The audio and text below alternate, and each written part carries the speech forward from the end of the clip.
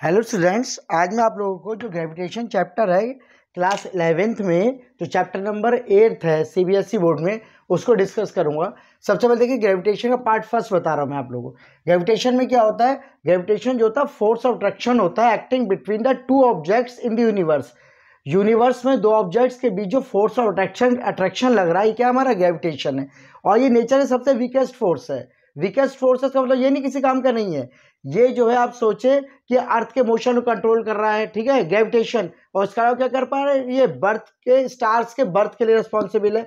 और entire universe को जो कंट्रोल कर रहा है वो हमारा ग्रेविटेशन है, ठीक है। नहीं, ये क्या होता है? यूनिवर्स के दो ऑब्जेक्ट्स के बीच जो फोर्स ऑफ अट्रैक्शन है, फोर्स ऑफ अट्रैक्शन, ये क्या हमारा ग्रेविटेशन है।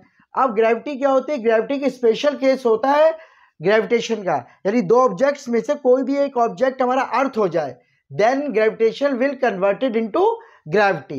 देन ग्रेविटेशन जो है ग्रेविटी में कन्वर्ट हो जाएगा। तो ग्रेविटी क्या हो गई? It is the force of attraction acting between the earth and the object on the surface of earth और लाइंग नियर द अर्थ।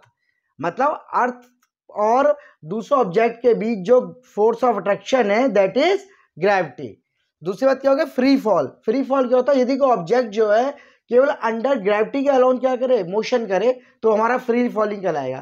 कहने मतलब यह है कि फ्रीली फॉलिंग में यदि कोई हम ऑब्जेक्ट गिराते हैं तो उस पर एक सेम एक्सीलरेशन से, उसकी सेम स्पीड से वेलोसिटी उसकी इंक्रीज होती है, उस पर सेम एक्सीलरेशन वर्क करता है, जिसे कहते हैं हम लोग एक्सीलरेशन ड्यू टू ग्रेविटी।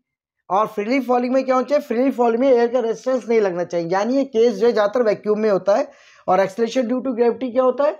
जब किसी ऑब्जेक्ट की वेलोसिटी ग्रेविटी के अंडर क्या हो, इंक्रीज हो जाए, तो हमारा एक्सीलरेशन ड्यू टू ग्रेविटी होता है, जिसे हम स्मॉल जी से शो करते हैं, जिसकी वैल्यू 9.8 मीटर पर सेकेंड स्क्वायर होती है। अच्छा, इसमें खास बात ये होती है कि क्या जो हमारी एक्सीलरेशन ड्यू टू ग्रेविटी है ये प्लेस टू प्लेस वेरी कराती है, कांस्टेंट नहीं होती, लेकिन एक प्लेस के लिए इसकी वैल्यू कांस्टेंट होगी। और वैसे क्या करेंगे, हर प्लेस पे इसकी वैल्यू अलग अलग होगी, लेकिन जैसे एक प्लेस है वहां पर इसकी वैल्यू कांस्टेंट। जैसे दिल्ली में इसकी वैल्यू कांस्टेंट है, कैलकाटा में कुछ और हो सकती है पूरे कैलकाटा में, लेकिन पूरे दिल्ली में इसकी वैल्यू क्या रहेगी? कांस्टेंट रहेगी। इसी प्रकार जो हमारी एक्सीलरेशन ड्यू टू ग्रेविटी है ये डिपेंड करती है अल्टीट्यूड पर, डेप्थ पर, रोटेशन पर और अर्थ के शेप पर। इन सब चीज़ों पर क्या करती है ये हमारी acceleration due to gravity depend करती है। ये जो चैप्टर का फर्स्ट पार्ट है, इसका आगे का पार्ट अभी मैं आपको थोड़ी देर में बताऊंगा। अब हम बात करेंगे वेट की। वेट क्या होता है? वेट वो ग्रेविटेशनल पुल है जिससे अर्थ जो है हर ऑब्जेक्ट को अपने सेंटर की तरफ अट्रैक्ट करती है, खींचती है। ये हमारा वेट है। वेट ये होती है वेक्टर क्वांटिटी होता है, देखिए मैंने लगा दिया यहाँ पे। और उसकी वैल्यू क्या होती है? इसकी यूनिट जो होती है, ऐसा यूनिट, वो सेम होती है न्यूटन, जो कि फोर्स की होती है, क्योंकि क्या है, ग्रेविटेशन पुल है हमारा, जिससे अर्थ जो है हर ऑब्जेक्ट को अपने सेंटर की तरफ अट्रैक्ट करती है। यह कहलाता है हमारा वेट।